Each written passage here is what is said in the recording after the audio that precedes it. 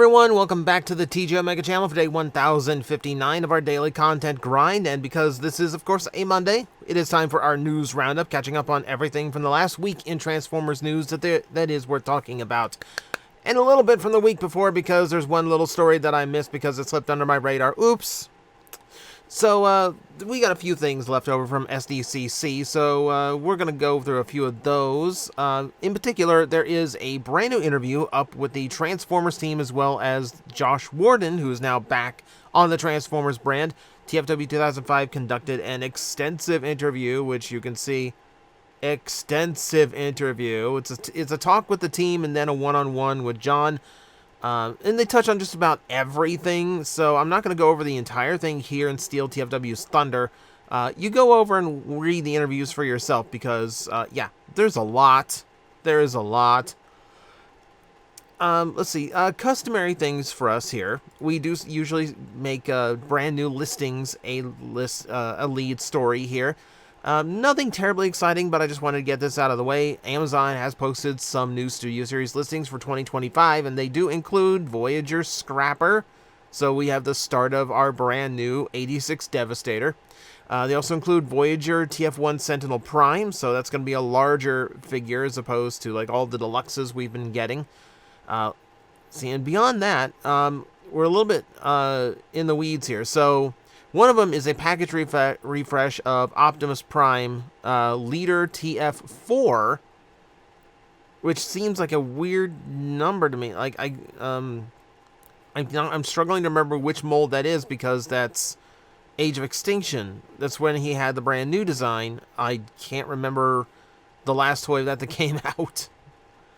But we're also getting Leader TF3's Shockwave, which is going to be a package refresh of a previously very hard to get figure, and then another A-level Deluxe Dev Op. Not entirely sure which one that is going to be, but it is a thing.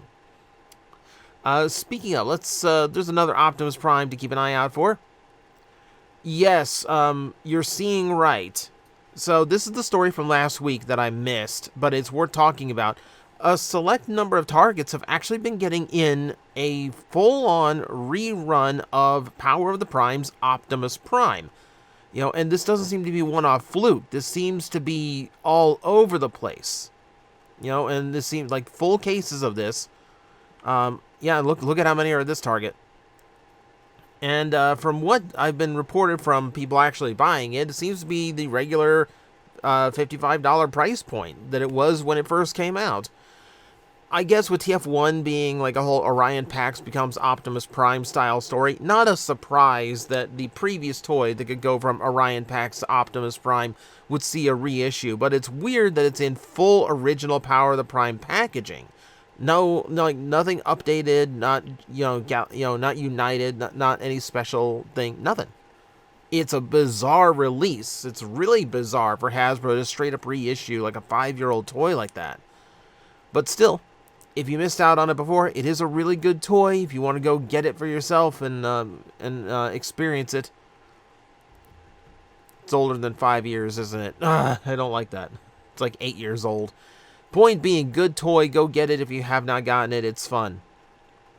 We're also not done with the weird reissues. So, Masterpiece Movie 12 Optimus Prime. The Bumblebee movie Optimus Prime. A reissue of that was found at GameStop. So you can go ahead and get that Optimus Prime now as well. We're just kind of stacking up these reissues of odd Optimus Prime figures. Not the only Masterpiece news we have in the movie realm. Takara, as part of their T-Spark project, showed off their 40th anniversary version of the Bumblebee. This is the Masterpiece Bumblebee. Of course, it's the Camaro.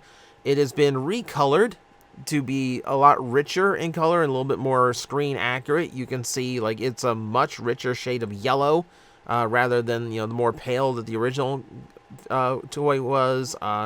You're getting much wider stripes for the vehicle mode. A lot of little touches here and there to make it more accurate and a little bit more vibrant. It's basically the same figure, just in a modified color scheme, but for the 40th anniversary, not a bad toy to reissue, so congratulations. If you missed out or if you skipped it before, you got a chance of getting a better version. Arguably better version, anyway. Takara's not done. Takara is not done. So we got a little glimpse of this before. Now we have a full set of pictures for the brand new Brave Commander Optimus Prime, based on the Transformers 1 Optimus. This one is pretty much the do everything you could possibly want option. So let me zoom out again here. So it's a big figure. This is like close to like a foot tall figure. Like this is bigger than a lot of leader class toys that we have right now. And you can see it does just about everything. The vehicle mode looks the best out of any of the Transformer 1 Optimus Primes we've gotten so far. Feet in the back especially look really, really cleaned up, which is always nice to see. You have the full Matrix inside. You've got the Optimus Prime face. The Matrix has full opening compartment, which looks really good. It's not the same old Matrix they use for everything. It's a much larger one that's capable of holding in his hands much better than these typically tend to do, so that's really good to see. You've got flip-out weapons, which is not something you get at all anymore with Transformers. Kind of cool. Looks like when you open up the shoulders, they flip out, which is kind of a cool trick to do. I do like that. You have the option. You have the Optimus Prime or the Orion Pax face that you can go with. Accessory. Of course, you get the Energon Axe. Of course you do. Very, very posable. Very solid construction. You can see there's no visible mushroom pegs. There is nothing of like... There's no modern engineering to it. It seems like everything is multiple parts assembled together. Everything seems universally jointed. It's a very, very extreme version of this character and toy.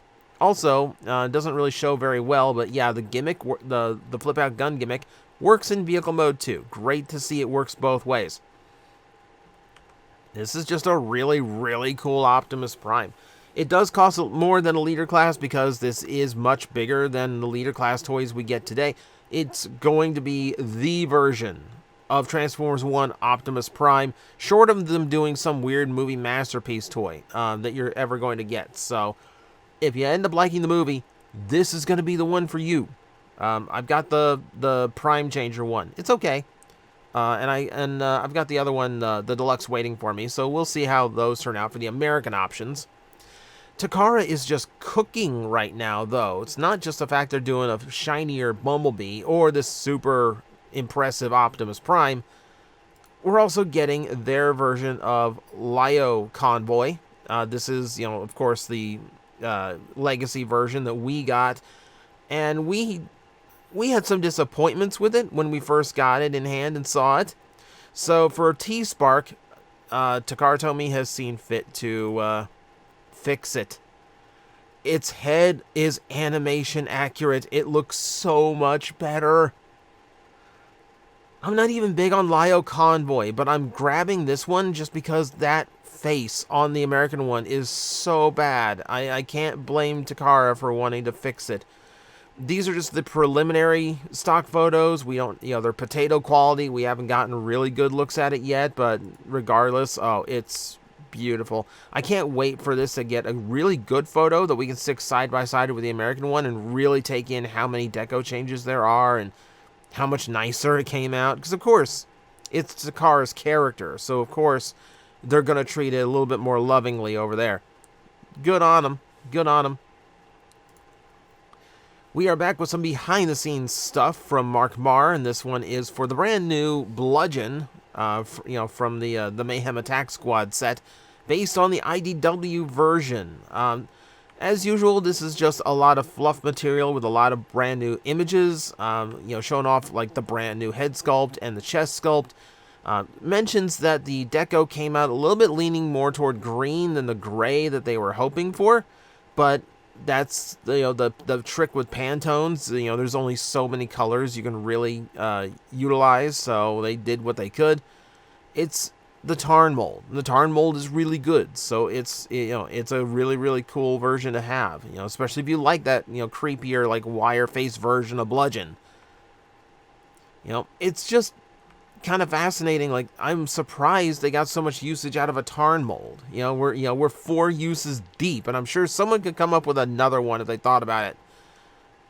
God, it's so much better. Like back in the day, it would have been like a Warpath repaint and called it a day. Even if it did look weird. It's cool though. It's really good to it's good to see that the mold is. I know the original Tarn mold. They're gonna reissue it. They announced that, but it's been tricky to get for some people. I'm really glad that there's easy ways to get it. I'm seeing the 4-pack at Target all over my area. We've got this one coming out. Yeah, it's a really fun mold, even if you don't get the Tarn version. So I'm glad they're making it readily available. We have possible first look at some brand new package art and the figures for Earthspark here in America. So Aftermath is already out in Japan, so Takara's version is already available, as is their version of Jawbreaker. Hasbro's, lean a lot more toward into the orange rather than the grays or blues. So, it's going to be a very different deco between Hasbro and Takara on this one. Of course, these are still like potato quality. So, we're working with what we can. We're working with what we have here. But I'm sure proper stock images should come up pretty soon. Most of my stores seem to be clearancing out Earthspark anything, so it wouldn't surprise me if this is something you're going to have to go to online retailers for. I might. I'm trying not to spend money on importing, but I might import, this last wave of deluxes here from Takara just to make sure I get them, because I'm not entirely confident in getting them on the American side of things. We will have to see. Let's do some Transformer 1 news. Some actual movie news here. So, thanks to Australia's rating system, we now have a idea of what the rating is going to be, as well as the runtime. The runtime is 1 hour, 44 minutes, so nice, tight movie. It's not the overly long, exhausting 2.5 to 2 hour, 40-minute movies that Michael Bay put on. This one's going to be a nice, nice, quick evening at the movies. So that is actually a positive to me. And rated PG for mild, crude humor we've seen on the trailer, science fiction themes, animated violence, yep, and coarse language, which surprises me. I'm genuinely curious if the Transformers are cursing. Haven't seen it in the trailer yet. I'm sure it's like one of those like offbeat, immature joke type curses. We'll see. But we also have this. So there's also these new promotional images that showed up for the movie. You see, okay, there's Orion Pax, there's B-127, there's D-16, there's Elita. So all cool. And then we get Soundwave close up, and we've seen Soundwave in the recent trailer. But this is the first time we've gotten a look at RC, and to see that she's in the movie is actually kind of cool. So good to see that, some more of the vintage characters are getting in. Well, I'm sure like TF Wiki's gonna go nuts trying to figure out the final lineup, but we got one more on the list. We do have some update on the Transformers G.I. Joe live-action movie as well. Bonaventura talked a bit at San Diego Comic-Con about it. It's one of those little things we have left over. Chris Hemsworth also did an interview talking about his potential inclusion. And as well as like the info behind like moving back to standard G.I. Joe movies, which the biggest thing to take away from this is that they're struggling to figure out how to make a Transformer G.I. Joe movie work when you have to have so many iconic characters from both brands showing up on both the good guy and the bad guy side. To which point I might say maybe you should have figured that out before you announced the movie. The point being, they're still working on it. There's been turmoil. I don't have it listed here because it didn't come up on TFW to my knowledge. But yeah, apparently the director for Rise of the Beast, who's going to be on Transformers G.I. Joe, had a falling out with Bonaventura. There might have been some racial connotations to it on Bonaventura's side. Once again, the man is an idiot and is hurting this brand. But he's off the director's off the movie now, so goody. As if As if the poor performance of Rise of the Beast wasn't already a bad sign. Now we're struggling to get a director, and the people behind the movie don't even know how to make it. Be glad Transformers 1 is looking as good as it is, because it seems like that's where the competent people went. Speaking of incompetence, let's talk about the Bumblebee toy that's going to come out for Hot Wheels. You know, the one per case. It's not enough that Bumblebee is one per case, but we found a paint variant of it that leans more toward the gold bug side of things. So I don't know if this is going to make the yellow version even rarer because there's going to be a running change to the gold, or if this is just designed as a different assortment. We don't know. It's just more reminder that, yeah, like, what's going to be one of the most sought after Hot Wheels is going to be one of the rarest ones. I really don't understand what they're doing. I really do not understand it. Quick bit of Skybound news. They're doing a one-shot for the 40th anniversary, and the cover is homaging the original Transformers cover. You know, the super weird shot of Optimus Prime where he's super gigantic. There's just some ghostly guy in the background. So they did a cover to homage that on the Decepticon side of things, which is amusing. It's a cool little homage. It's a cool throwback. Very, very weird to see the table turned on that one. Oh, it's fun. It's fun. For those living in China, I have no idea if you are watching from China, but here we are. There's something called a 40th Anniversary Top Secret Characters Illustration Book coming out. It's a reprint of the More Than Meets the Eye books. The ones that, the ones that are just the general profile of the Generation 1 characters from 2003. Yeah, it's basically just a reprint of that, just featuring a little bit of a new cover, new artwork, that kind of thing. No big surprises. No big surprises, but, if you missed out on it, okay, getting it out of China is going to be tricky, but it's going to exist in the world again if you want those issues. They're in Chinese, but artwork's pretty, I guess. I don't know. It's just a weird story. Some of your local movie theaters will be receiving these drink toppers featuring Optimus Prime or Orion Pax in his vehicle mode from Transformers 1. This is a little bit more of the swag we will be expecting at the movie theaters. None of my movie theaters around here are the cool ones that get anything like this. At best, you might get a printed cup. But so unfortunately, probably not going to be something I find. Not that I've seen any from that movie swag so far that I would want. I've already got an Optimus Prime bucket head. Why do I need two? But if you're keeping track of the oddities to collect, there's another one that's on the way. Quick update on the Beast Wars Transformers album that was originally slated to go live in June and never did. We have an official announcement that the new date is August 23rd. So if you were waiting for that, yeah, we're just a few weeks off from being able to get that into your Spotify list. So don't worry, it's still on the way. It has not been canceled. So that was, I think, the big worry here. And to finish us off, I might have talked about these before, but I don't remember it, because these are little weird things. So these are little peoples done up with a Transformer theme.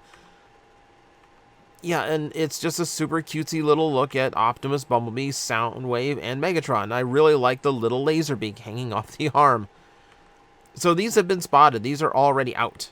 Yeah, I have not seen them around, but if you want those goofy little cutesy kind of collectibles, you got another set to go after. And that's going to be the news roundup for the week. I tried to be a little bit quicker this time. Did it work? I don't know yet. I haven't edited it. So, as usual, thank you everyone for watching. I will see you next time.